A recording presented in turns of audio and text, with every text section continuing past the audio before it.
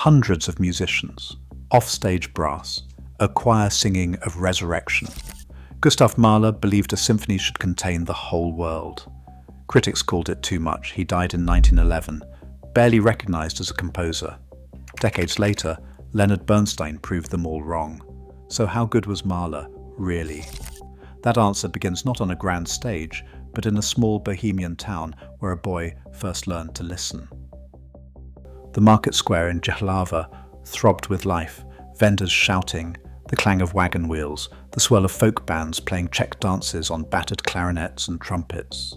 Soldiers from the 22nd Infantry Regiment marched past, their brass band ringing out sharp, disciplined fanfares that lingered in the morning air. On Friday evenings, the synagogue filled with the chant of a Mizrahi choir, weaving Hebrew and German melodies through the candlelit hush. Sundays brought the peal of the organ from St. Jacob's Church, solemn and grand, echoing over muddy streets. Mahler's family house stood just off the square, its thin walls barely muffling the sounds outside. Poverty meant there was no escape from this constant music, only a cheap piano in the corner, its keys worn smooth from his small, eager hands. Even storms could not silence him. When lightning split the roof and the piano collapsed, Mahler pieced it back together with nails and glue, desperate to keep the music alive. He listened to everything. The wandering bagpiper's tune, the raucous laughter of soldiers, the distant bugle calls at midnight. Each sound carved itself into his memory. At 12, he slipped into the army band's night rehearsal, then replayed their bugle melody by ear the next morning. These raw, everyday noises became his private collection, a secret library of rhythms and colours. Later, they would reappear in his symphonies, the village dances, the military signals, the sacred chants, all transformed, all magnified. But for now, Mahler was only a boy, listening, absorbing, waiting for the skill to turn these scattered sounds into something vast. Vienna, in the autumn of 1875, was a city of ambition, and Gustav Mahler arrived with little more than a scholarship and a fierce determination to transform raw instinct into mastery. At 15, his name was entered into the register of the Vienna Conservatory, one among many, yet already restless for something greater. The halls echoed with the footsteps of future legends: Eugen d'Albert, Alexander von Zemlinsky, Franz Schalk. Mahler stood out, often the last to leave the practice rooms, hunched over battered scores, chasing the secrets of counterpoint and orchestral colour late into the night. His teachers took notice.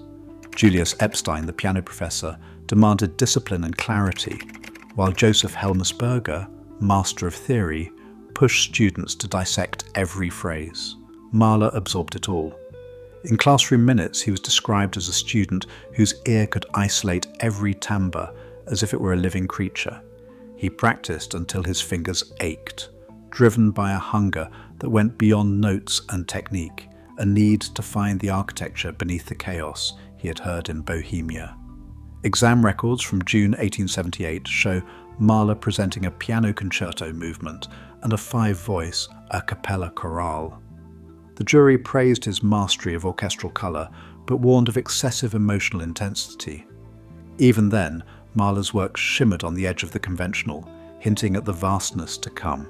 He attended public lectures by Anton Bruckner, whose harmonic daring left a lasting mark. In a letter to his sister, Mahler would later write that Bruckner showed him that the divine can be heard in the longest breath of a low brass. By the time Mahler left the conservatory, he carried with him more than a diploma. He had forged the technical bedrock for the symphonic worlds he would one day build, worlds where every folk tune, every military fanfare, every fragment from his childhood could be transformed, magnified, and made eternal. In 1880, he took up his first real post as Kapellmeister in the spa town of Bad Hall. The orchestra was small, the audience modest, but Mahler demanded perfection. Every rehearsal became a lesson in discipline. He stopped for every wrong note, every missed cue. Musicians grumbled, but performances snapped into focus under his baton. Soon, he moved to Ljubljana, then climbed to Budapest in 1891 as chief conductor. There, he wrangled massive choruses and pushed through ambitious new productions. By the time he reached Leipzig in 1895, Mahler had forged a reputation as a relentless leader, unyielding, precise, and capable of bending even the most stubborn orchestra to his vision. The path from provincial posts to the capital's spotlight was no accident. Each stage, each city had sharpened his command over chaos, preparing him for the world's grandest stages. Vienna crowned Mahler with its highest musical throne in October 1897, naming him director of the court opera. The ink on his contract was barely dry when the knives came out. The board demanded more than talent. They wanted religious conformity. Mahler, born Jewish, stood before the baptismal font at St. Leopold's, taking Catholic rites not for faith, but for survival. The press pounced. Headlines from the Deutsche Zeitung spat out accusations of opportunism. Critics in smoke-filled cafes whispered that Mahler's art was too restless, too foreign, too much. Inside the opera house, his drive for perfection sparked open revolt. In 1898, the chorus master stormed out after a clash over rehearsal standards, and the boardrooms echoed with talk of Mahler's abrasive rigor. But he refused to bend. Every note, every gesture had to serve the music, not the comfortable prejudices of old Vienna. The cost was isolation. The city's applause rang hollow, and his own compositions gathered dust, waiting for a world ready to listen. His beloved daughter Maria, just 4 years old, was lost to scarlet fever. The shock left him hollowed out, drifting through Vienna's summer streets with Alma by his side, each letter home thick with grief. His music, once bursting with the noise of life, turned inward. Alma, watching him at the piano, described how melodies would start as lullabies and dissolve into silence. He wrote to a friend, "I stand before nothingness." But out of that darkness, something new began to take shape. In the months that followed, he poured his sorrow into a work unlike any before, a song symphony called Das Lied von der Erde. Written between 1908 and 1909, it set ancient Chinese poems about loss, beauty, and the ache of farewell. Each movement carried the weight of his mourning, yet shimmered with longing for something beyond death. The Ninth Symphony soon followed, its first pages trembling with fragility, its final notes fading into nothingness. Through these works, grief became music, private pain transformed into a farewell that still echoes across concert halls today. The opening of Mahler's Fifth Symphony lands like a blow.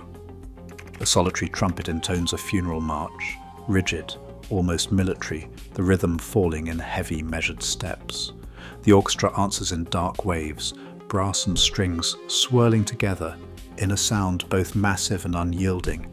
This is not just grief, it's architecture, built from sorrow and defiance.